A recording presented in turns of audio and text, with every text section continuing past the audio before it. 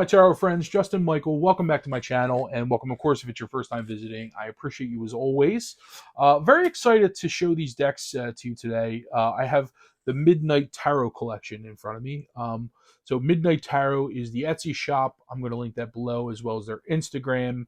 The creators is a fellow by the name of Gergely, and this is the proper spelling of Gergely. Along with his last name. I'm going to put all of his information below, his Instagram, the Etsy shop, and so forth. But his work is very new to me. I had seen the Midnight Tarot a long time ago on Etsy, but I never really gave it a proper look because I kind of had my fill with like modern TDMs at the time.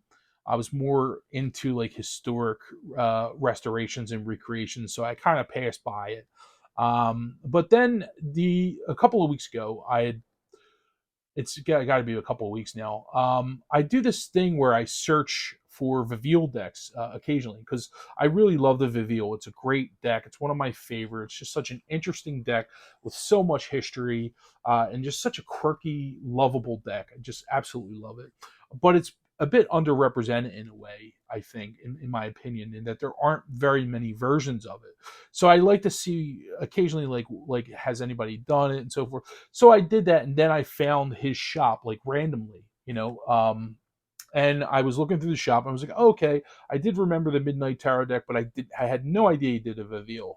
The very next day, like, this was a total synchronicity.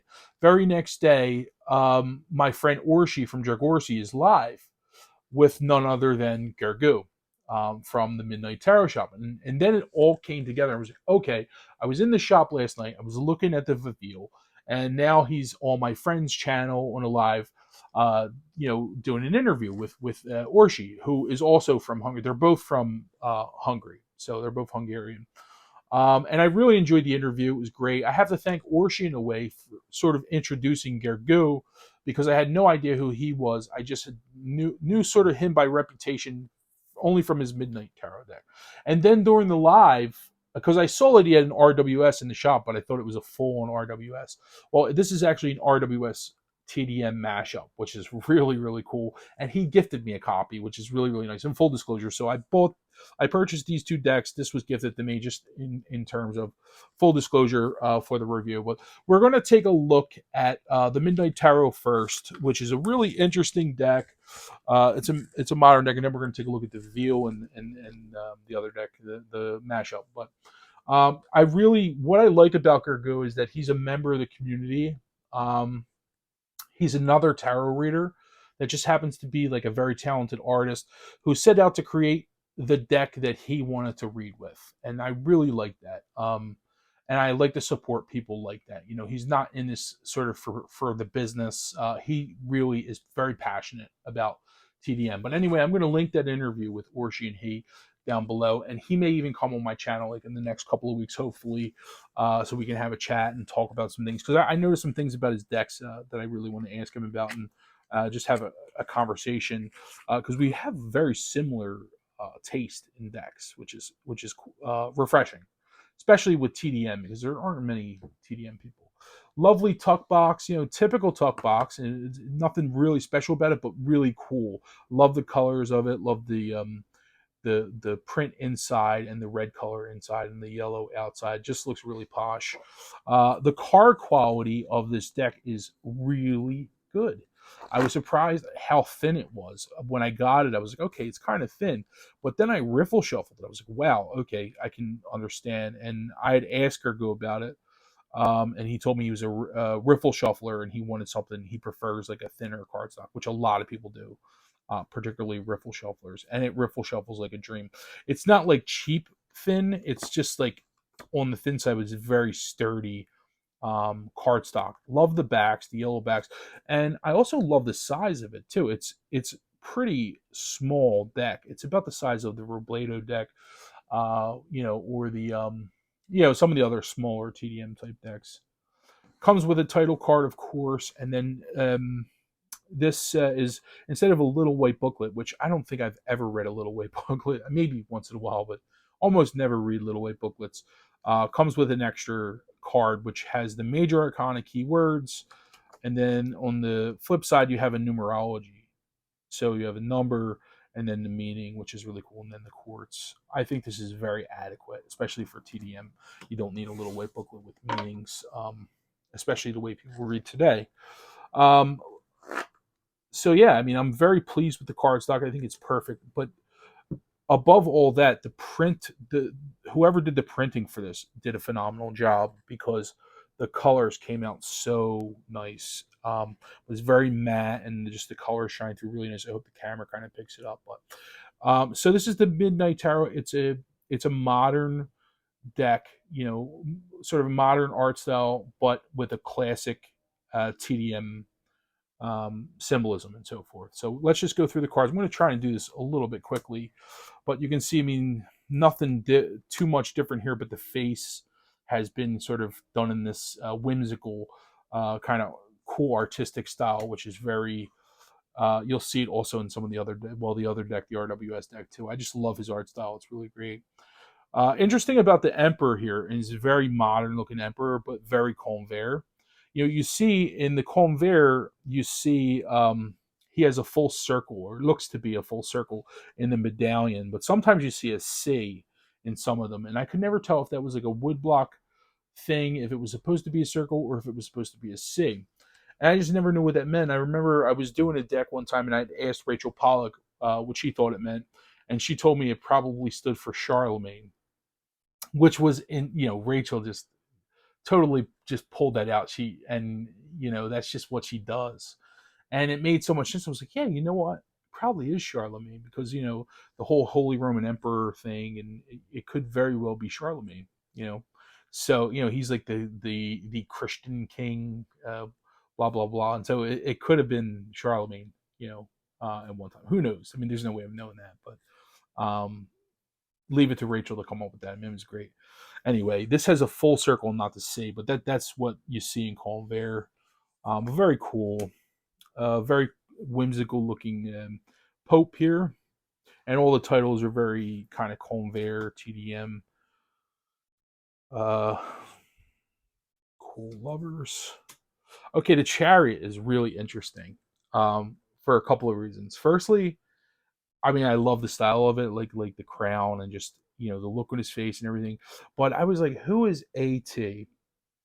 Because it's not Gergely's name. And then I remembered he told me he put his partner's name on the nameplate because his partner, who's just like my partner, not into tarot at all, but was very supportive and helpful in setting up the deck for him. And so I just thought that was so cool and like romantic, and I can distinctly remember doing my deck, the deck that will take me 20 years to finish. Um, and I remember thinking, I'll put my partner's name in the nameplate. And so I don't know. We're just kind of on the same level there.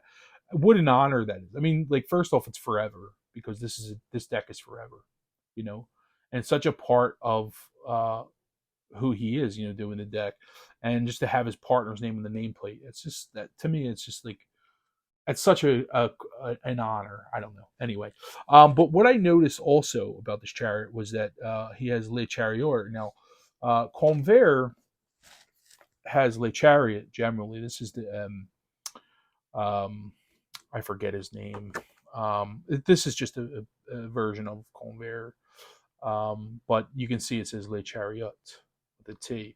You see Le Chariot a lot on Dodal. This is like a facsimile of Dodal.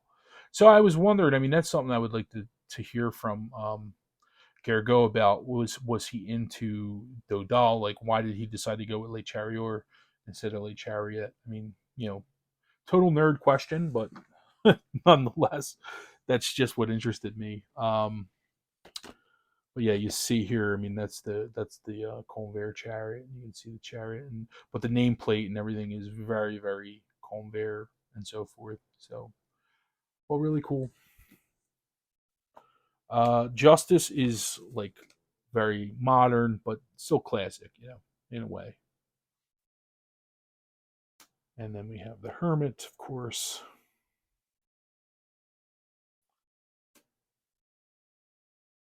It's had like sort of a it's in the same kind of realm as like the Jodorowsky or the Marcella. You know, I don't know. I really like it. Like, I really like this deck, but it's whimsical. The Hangman's cool. You know, you have like a shoe off and a shoe on. Um, but his art styles, just I don't know. It's something about it. I really like it.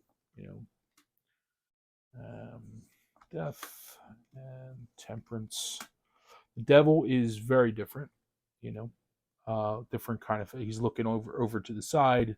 You know, and but still TDM in a lot of ways, but just a different kind of face. You know, more modern. But that seems to be the theme here. He's sort of did his own take on the faces.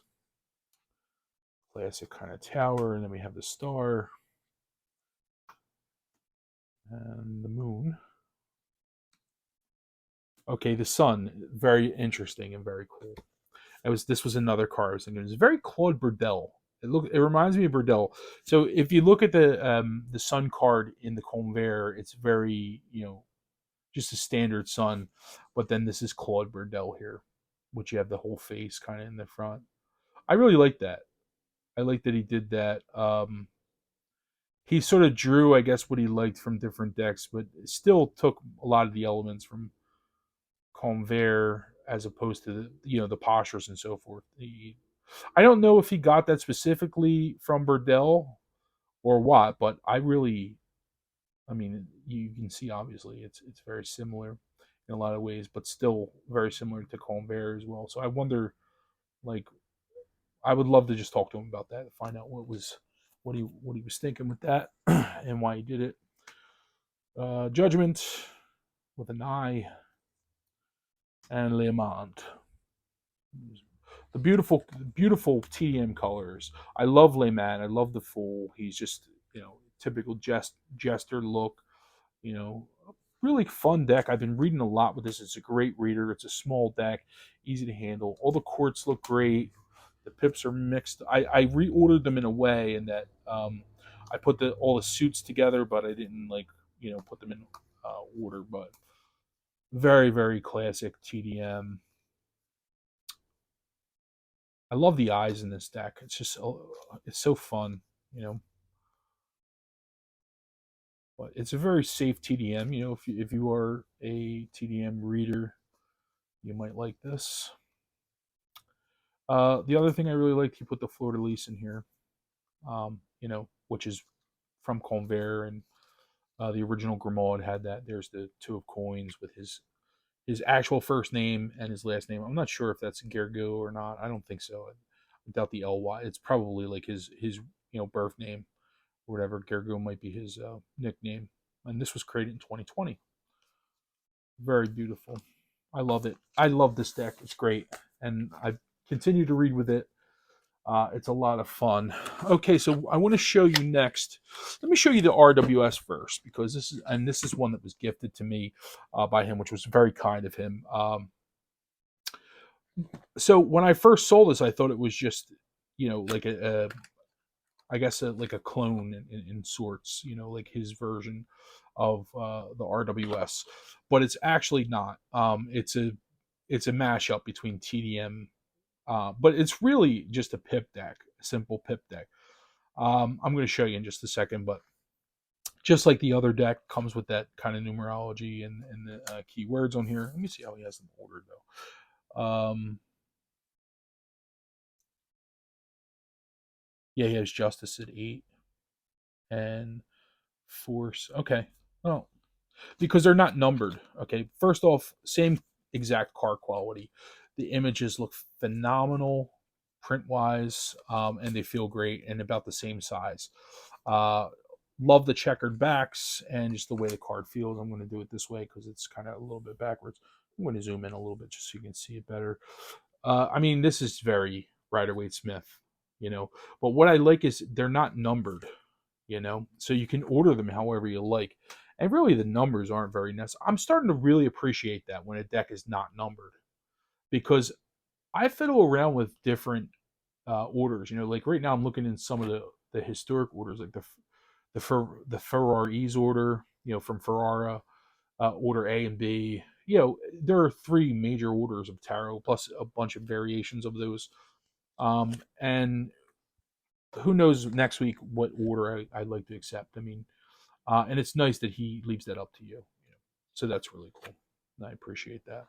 But the artwork is just phenomenal. Funny, goofy faces. It's just a fun deck. Fun little pip deck. Something, but very RWS. I love that Lovers card. And the colors just look phenomenal. They look so good on here. The Chariot. And there's some representation in here too in terms of like different types of people. So that's nice. Love this death card too. I love like the kind of hat and stuff. I appreciate his art style. I get it. I get where he's going with this, and it's a lot of fun. Very cool devil. A little different. And star. I mean, so in terms of symbolism, I mean, it's pretty Rider-Waite-Smith. I love that. Well, that's very cool. And what a talented artist he is. Okay, so now when it comes to the pips, they're Marseille inspired, but see, you don't have like the S shape in the coins, but yet they're kind of stacked a similar way. But the coins look more like Rider pack coins, But in the same sense, they follow the same kind of shape for the most part. That's what we see.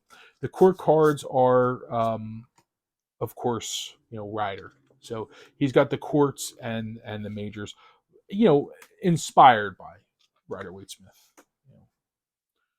So, but really, just a fun deck. And sometimes I want like a pip deck, just like this, just numbers. And it's good for working on numerology and so forth. And, also reading visually too works. I mean, you just don't have like all the extra stuff in between like you do have in TDM, but love the quartz. Our King of Cups. But the swords aren't curved, they're straight because that's how they are in the Rider pack. But just really cool, I love it. Now let's see the Queen of Swords. Let's see what you look at that. Oh man, I love that. How cool is that? I don't know. I mean, if you're a Rider fan and you like TDM, which there aren't many of us that go back and forth. I love all tarot, to be honest with you. And the Rider pack is just such an influential deck. It's the most influential of all time. It's hard not to like. But if you like even one or the other, I mean, you probably would like this deck. I really, really like it. A lot of fun. So thank you so much for the gift, Gergo. It was really kind of you. And I'm just pleased with it. I really am. I was already pleased looking at your other decks. So last but not least is the Vieville, which is, like I said, it's one of my favorite decks of all time. I mean, it's really a great deck. But what I liked about Gergo's approach here, now here the box is very, it's a tuck box, but I like the design, the print in the inside. It looks really cool. What I like about Gergo's approach was that he calls this a tribute deck to Vieville. He doesn't say it's a restoration or it's an exact replica or whatever. He doesn't use that language because he's had some fun with this deck, and I'm going to show you why. Because I'm going to show you. I just want to show you a bit of the I'm going to show you a glimpse of the facsimile. I'm not going to do a full walkthrough with the facsimile. I'm going to do it with Shell's deck. But the facsimile is a mess. I mean, as you can see, the colors are a mess. But if you look at these two together, you can see they're mirrored. They're flipped. Well, because that's one of the things about the Vieville is that it's mirrored from the tarot. But then again, there were very, very many decks in multiple different ways. So it really, it's hard to say which way was the original way, because a lot of times what they would do is they would copy the deck onto wood blocks, and then they would do it that way. So they would go back and forth. But Fleur Noir in his book suggested that all the blocks were wiped out, and that they all were kind of because because of the tax laws, they were wiped out and so forth. But I've spoken to a friend of mine who's a historian, Ross Caldwell, who told me that they didn't wipe out tarot decks. The tarot decks were exempt from that. So I don't know. I mean, who knows? I don't know exactly whether that's true or not, but um, it's hard to say which tarot deck, which position of the cards was the right way. It's just impossible. I mean, tarot started being printed in France in like 1500. This deck was printed 150 years after that. So who knows how many times tarot was inverted, in terms of their positioning here. You just don't know. This is Shel David's. This is a copy that I got from him as a gift. As far as I know, this is the only one that exists. He might have a copy, I don't know, but he printed this just for me. This was a really great gift and one of my treasures. But I like that he kind of made the backs purple just for fun. But I see a lot of similarities between the two in a lot of ways. Just a bit more though. On the backs, I love these black crosses, and they look so nice in this deck. Like the colors from this printing is just phenomenal. I like the size of them. I like the way they look. It's really, the black crosses are some of my favorite historic backs anyway. But so yeah, so this is Shel David here. This is Gergely, and you can see they're mirrored. And this is just a fun deck, a tribute to Vieville, nothing claiming to be historic. Where Sheldon sort of emphasizes the bleed lines from the original and things like that. But I like both, and I really like his line work. That's what really drew me into the Vieville, was when I saw the line work. I was like, okay, I really like what he did. It's very close to like what you see. You could tell he's a very talented artist, and then he just redrew everything. And then you're going to see there's some extra bits in here that really make it fun. So, and again, no numbers, which is cool for this deck because, well, you can see, I mean, so we got some cards are going to be different in terms of the order. So you got Lovers at 6. Love this Lovers. Okay, so instead of 8, we have 7. Now he had it in the TDM order when it came to me. I had to switch it up, just to kind of line up with this. But we have 7, and then Chariot is 8 in the Vieville. But again, you can order it however you like because there's no numbers on here. But everything just looks so good. I don't know. It's just such a fun deck. I like what he did. He was just creative with it. He took some liberties. And I like that. As long as you're honest about it, take all the liberties you want. Just be honest. I mean, these are all in the public domain, these images. So, and he didn't copy from anybody, in terms of the colors. Really, really just a beautiful. I mean, these are my 2 favorite Vivilles here. Hands down. I love them. I love them both. Sheldon, of course, is, he's he's one of my best friends, and this deck is special to me for a lot of reasons. But Sheldon and I are on the same page in terms of the historic details. All the stuff that a lot of people think is not pretty or endearing to us. But I do like that Gergely has cleaned it up too in a way, but it doesn't look, it's cleaned up. Nothing comes out of the lines, but it doesn't look too sterile. It doesn't have that kind of, I don't know. To me, it looks great. I absolutely love it. And he's, it's completely flipped too. So you could even probably turn this way. In fact, that's probably what he does. I don't know. Because you'll see why. I mean, he's added some extra cards, which, are a lot of fun. Now let me see something here because I have, yeah, okay. So when we get there, I'm going to show you. Okay, so we have Temperance. Okay, so Sol Fama, which is interesting. I think that means, what does that mean? Only soul only? No, fame only. Sorry, fame only. Which is like infamy, I think. Fame only. Soul is only. Fama is fame, like, fame for fame. And that kind of makes sense because it's after death. So I don't know. It's like fame lasts, outlives death. Is that what the thinking there was? Um, because I mean, the other virtues, that there are there are two other virtues in the tarot. You have justice and La Force, and then temperance are three of the four Christian virtues, I think.